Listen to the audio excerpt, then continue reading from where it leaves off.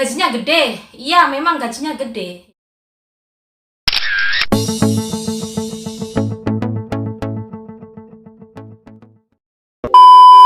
Guys, gimana kabar kalian? Pasti baik-baik saja ya, dan semoga kalian tetap sehat ya, amin. Nah, kali ini ya, aku nggak perlu kasih tahu ya, kalian pasti udah baca judul ya, baca judul dan baca thumbnail aku ya. Gimana para TKW atau TKI banyak yang kabur ya dari majikan ya. Ini dari pengalaman aku ya, kenapa banyak sekali TKW atau TKI yang kabur. Nah, ini satu alasan. Gajinya gede. Iya, memang gajinya gede ya. TKW yang kabur itu atau TKI yang kabur itu gajinya emang gede. Gede banget, bahkan 2 kali lipat dari gaji yang resmi ya. Kalau kitanya di Hong Kong ya, gaji kalau krusnya sekarang itu 9 juta lebih ya, itu bisa 2 kali lipat. Dan kalau di Taiwan mungkin masih 8 juta lebih ya, itu juga bisa 2 kali lipat. Gaji TKI atau TKW yang kabur itu bisa sampai 15 juta atau 20 juta 1 bulan. Wow ya, gede banget ya. Tapi bagian banyak yang tahu bagaimana kisah TKW atau TKI yang kabur, dan mungkin juga sebagian ya masih banyak yang belum tahu kenapa kok bisa kabur ya. Satu, alasan gaji gede ya. Dua, karena mungkin majikan nggak baik ya, terus pindah majikan nggak baik lagi, pindah majikan nggak baik lagi, dan itu mungkin mereka berpikirnya udahlah kabur aja gitu ya, gajinya gede terus bebas lagi kayak gitu ya. Nah, dan yang kedua itu selingkuh. Nah, ini yang paling parah ini guys ya kan, pasti kalian udah banyak mendengar atau melihat di sosmed banyak sekali TKW yang selingkuh ya. Orang nggak kabur aja selingkuh, apalagi yang kabur ya dengan bebasnya gitu ya. Emang benar, TKW atau TKI yang kabur itu otomatis banyak selingkuhan atau selingkuh. Emang benar, itu fakta. Dari pengalaman aku itu emang fakta. Teman-teman aku itu juga banyak yang kabur ya, yang ilegal itu ya. Dan negara yang paling banyak TKW atau TKI yang kabur itu Taiwan. Nah, ini bagi subscriberku yang ada di Taiwan jangan marah ya. Ini cuman cerita, sharing aja pengalaman saya atau mungkin pengalaman teman-teman yang TKW kabur atau TKI yang kabur ya. Ini cuman sharing aja. Kenapa kok bisanya kabur itu? Ya karena gini guys, karena emang kabur itu enak, bebas gitu loh. Tapi juga ada resiko dan dampaknya. Apa itu resikonya? Resikonya itu adalah kalian kalau mau kirim uang itu susah ya. Kenapa kok bisa susah? Iya susah gitu. Karena kita kalau kabur kan ID kita udah ilegal ya, paspor kita juga udah ilegal. Jadi kalau kitanya mau kirim-kirim uang kan harus pakai KTP ya.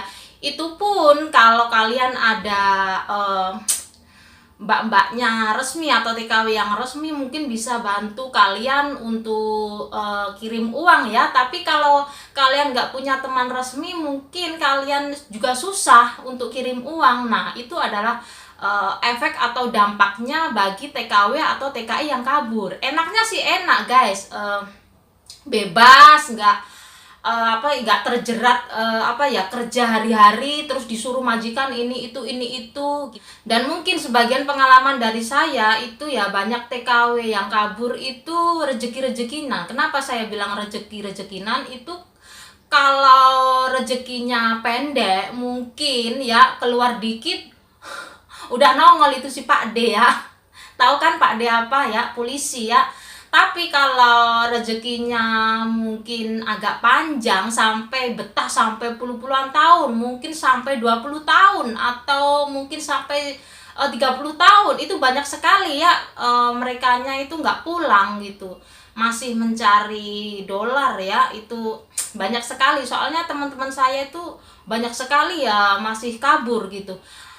Kenapa merekanya itu memilih kabur ya? Tadi udah saya ngomong ya, satu itu emang gajinya gede, dan dua itu emang selingkuhan. Emang itu faktanya, emang itu fakta ya. Banyak sekali TKW yang selingkuh ya. Ya karena tahu sendiri ya, negara orang itu negara bebas. Kalau kitanya nggak kuat ya, kalau kitanya nggak saling komunikasi sama orang di rumah atau suami di rumah, ya pasti bubar ya, jangan sampai ya. Tapi banyak sekali kok TKW atau TKI yang justru kalau kerja di luar negeri itu bubar gitu. Ya itu dampaknya itu kayak gitu ya. Kalau kaburan kan gimana ya? Kalau kaburan menurut aku sih bebas, enak ya, tapi ya itu nggak dijamin kesehatannya ya. Terus mau kemana-mana harus nyolong-nyolong waktu ya, harus cari-cari situasi yang baik agar nggak tertangkap polisi kayak gitu ya. Makanya, tapi kalau di Hong Kong nggak ada yang kabur ya, mungkin 20% gitu, mungkin 20%. Karena apa? Di negara Hong Kong itu negara bebas ya. Libur juga tiap minggu libur, setiap tanggal merah juga dikasih libur sama majikan, itu pun tergantung majikan ya.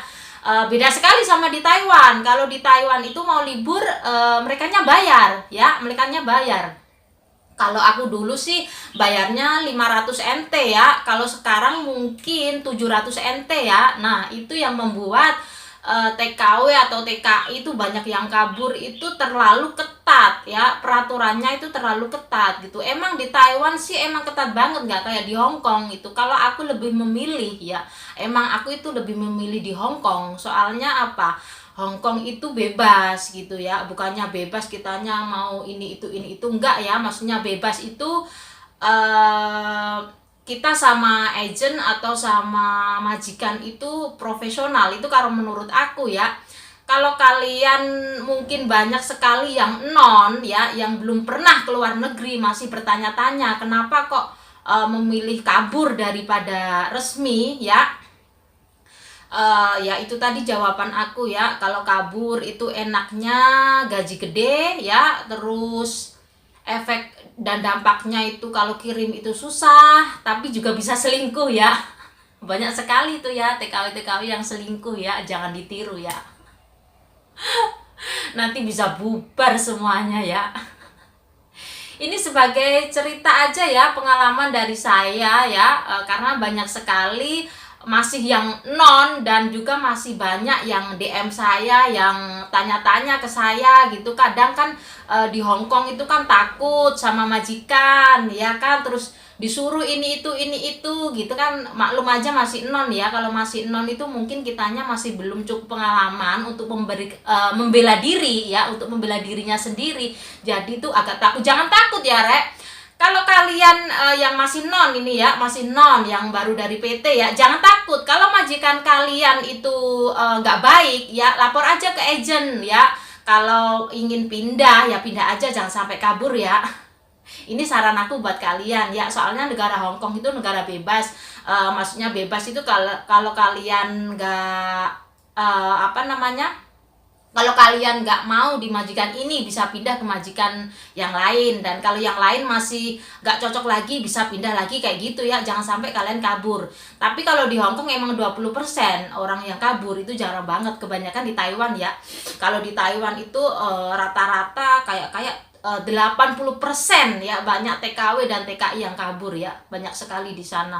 Dan di sana pun kalau kabur itu emang banyak selingkuhan ya. Banyak selingkuhan, terus juga banyak uang ya. Jangan ditiru ya semua tergantung pada diri kita sendiri ya. Kalau kitanya berani membela diri di negara orang ya, kitanya berani membela diri di negara orang, kitanya itu pasti selamat dan kitanya enjoy aja ya kan.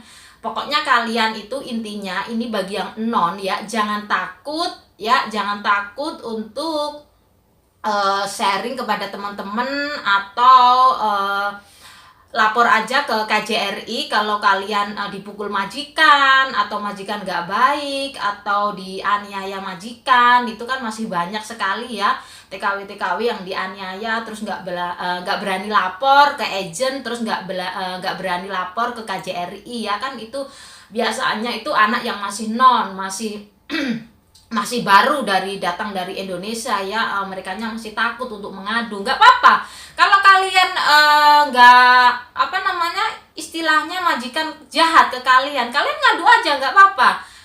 Kita ini sebagai TKW ya, sebagai TKW kita ini dilindungi selama kita benar ya, selama kita nggak salah, selama kita itu nggak melakukan kesalahan fatal, kita itu tetap dilindungi. Dan kalian jangan takut gitu loh, daripada kalian kabur ya, lebih baik kalian lapor ke agent. Kalau agent nggak ngerespon kalian, kalian bisa lapor ke KJRI ya.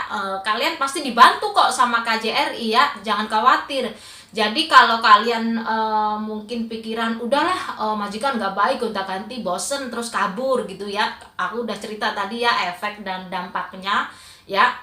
Kalau mau kirim itu susah banget gitu, soalnya kan ID kita kan udah kayak istilahnya udah ilegal ya. Jadi nggak, kalau kitanya kirim kan harus pakai ID ya, harus pakai paspor kalau di Taiwan ya. Kalau di Taiwan itu sangat ketat sekali, kirim pun harus pakai paspor ya. Kalau di Hong Kong udah pakai ID, udah bisa kirim. Tapi kalau di Taiwan itu kebanyakan itu harus paspor gitu loh, ketat banget di sana. Maka daripada itu kenapa banyak TKW atau TKI yang kabur di Taiwan, karena itu prosedurnya itu terlalu ketat di negara Taiwan ya. Soalnya aku itu pernah ngalamin sendiri, aku dulu pernah kerja di Taiwan selama 3 tahun ya, 3 tahun, dan banyak sekali teman-temanku yang kabur ya, yang ilegal ya. Dan sekarang juga masih di sana, masih di negara Taiwan ya, belum pulang ya, sampai hampir 12 tahun ini ya, kayaknya hampir 12 tahun ini merekanya belum pulang ya, masih enjoy aja. Nggak tahu kenapa ya, emang dasarnya kalau udah kabur, dan apalagi kalau kena bojone uang kena bojone uang ya, pasti lupa mau pulang ke Indonesia. Itu udah agak males gitu loh, soalnya udah kena bojone uang. Jangan sampai ya, jangan ditiru ya. Tapi walaupun aku ngomong kayak gitu, banyak kok TKW yang kabur terus sama bojone uang. Itu kayak apa ya, bojomu bojoku, bojomu bojoku, kayak gitu kan. Itu udah biasa kayaknya negara Taiwan ya. Dan ini aku nggak menjelek-jelekan negara Taiwan ya, ini sharing aja aku, pengalaman aku maksudnya, kenapa banyak TKI dan TKW yang kabur ya. Ini alasan buat aku, buat kalian semua ya. Gitu aja video dari aku, sebagai pengalaman dari kitanya semua. Semoga di sini kita itu diberi kesehatan ya, jasmani dan rohani, amin. Dan semoga virus corona ini juga cepat berlalu ya, supaya keluarga kita itu juga nggak khawatir memikirkan, dan supaya negara kita itu Indonesia juga cepat pulih seperti sedia kala. Karena apa, bulan depan ya, bulan depan udah lebaran ya, dan bulan ini tanggal 24 25 kan udah hari puasa ya. Dan semoga aja virus coronanya ya sampai belepotan aku ngomong, virus coronanya cepat berlalu. Ya udah, sekian dulu video dari aku. Terima kasih kalian sudah menonton video aku.